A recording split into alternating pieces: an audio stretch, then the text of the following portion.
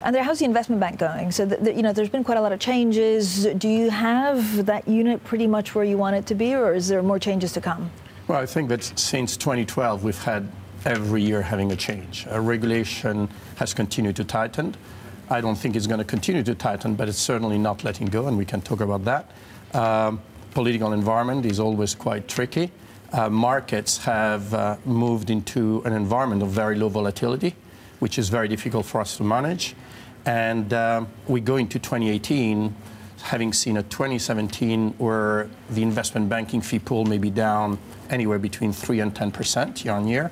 And next year, we don't anticipate this to be a recovery. It will continue to come off. So this is an environment that is quite challenging for us. Are you expecting more volatility to come back? We're seeing, the Fed is expected to raise again in the next couple of days. It seems that maybe there's a bit more monetary policy normalization in 2018. So far, we continue to budget for an environment that is very much like 2017. So low volatility, not very constructive or positive markets for us.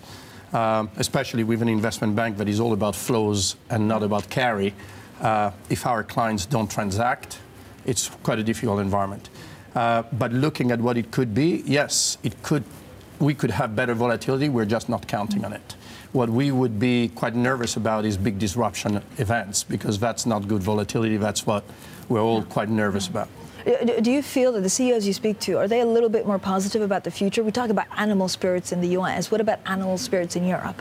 I think CEOs are positive. I think if you're in financial services, that's where you get a little bit more negative. But I think our clients in the corporate world are more positive. And you've seen growth accelerating this year from 3.5 to 3.8. Let's see if the momentum keeps up next year. It's a little bit more difficult.